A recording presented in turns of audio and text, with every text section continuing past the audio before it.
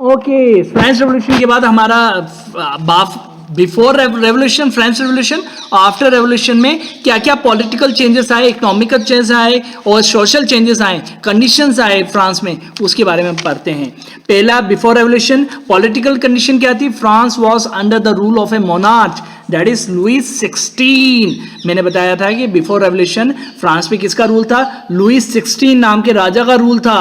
और लेकिन after the revolution France become a republic, राजा का रूल हट गया और वो रिपब्लिक बन गया। The word republic refers us to गणतंत्र, एक गवर्नमेंट का रूल आ गया। पहले राजा का था, बाद में गवर्नमेंट बन गई। All the political powers were in the hand of the monarch, सारे राजनीतिक जो ऑर्डर्स होते थे या सारे पावर्स होते थे वो किंग के हाथ में थे। Monarch means king, and the big landlords या बड़े बड़े लैंडलॉर्ड्स के हाथ में थे। अगर बिफोर रेवोल्यूशन का हम पहले देख लेते हैं, इकोनॉमिक कंडीशन कैसी थी? All the taxes were paid by the labour class और द जनरल पब्लिक। पहले के रेवोल्यूशन के पहले सारे टैक्सेस लेबर को देने पड़ते थे या आम जनरल पब्लिक जो मिडिल क्लास के जो लोग होते थे उनको देने पड़ते थे। The government was under heavy डेब्ट, और इसी वजह से जो गवर्नमेंट जो है काफी कर्जे में दब जाती थी। सोशल कंडीशंस क्या थी रेवोल्यूशन के पहले, वो हम देखते हैं। All the written materials and culture activities could be published और performed only after an approval from the king. जो भी न्यूज़पेपर मैगजीन छपते थे, छपने के पहले कौन सा मटेरियल उसमें छपना है उसकी परमिशन किंग से लेनी पड़ती थी। अगर किंग की परमिशन नहीं है तो कुछ भी मटेरियल आप ना मैगजीन में छाप सकते थे ना न्यूज़पेपर में छाप सकते थे। इसका मतलब ये हुआ कि किंग की परमिशन मस्ट थी। अब आफ्टर द रेवोल्यूशन क्या चेंजेस आए?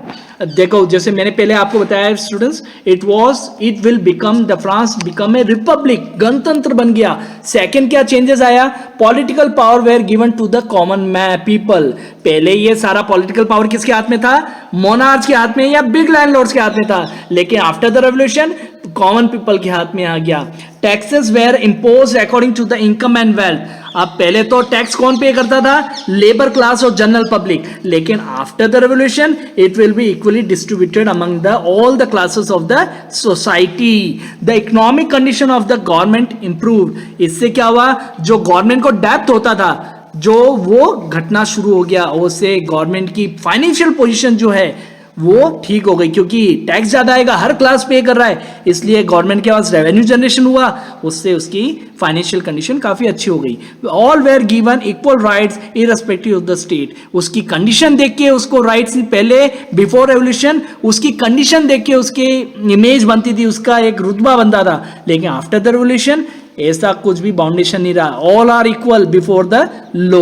द सेंसरशिप, सेंसरशिप मतलब क्या होता है? सेंसरशिप होता है प्रतिबंध लगाना। ये सेंसरशिप किस पे लगता है? स्पेशली रिटर्न मटेरियल्स की बात करें, न्यूज़पेपर, मैगजीन्स या न्यूज चैनल्स की बात करें, मीडिया की बात करें, तो उस पर सेंसरशिप होता है। जैसे आप जानते हैं कोई भी फिल्म आता है या कोई भी आता है तो उसमें सेंसरशिप वर्ड जरूर आता है। सेंसरशिप मतलब एक अलग से डिपार्टमेंट बनाया है गवर्नमेंट ने, जो कि रिटर्न रिकॉर्ड्स या मीडिया के जो भी मटीरियल वो पब्लिश करते हैं उसको कंट्रोल करता है। कौन सा मटेरियल न्यूज़पेपर में देना है या मीडिया में दिखाना है, पहले अप्रूवल सेंसर डिपार्टमेंट से लेना पड़ता है। कल्चरल एक्टिविटीज वेयर लिफ्टेड, जो भी बाउंडेशन था संस्कृति के ऊपर वो हटा लिया गया। And people were free to write and speak.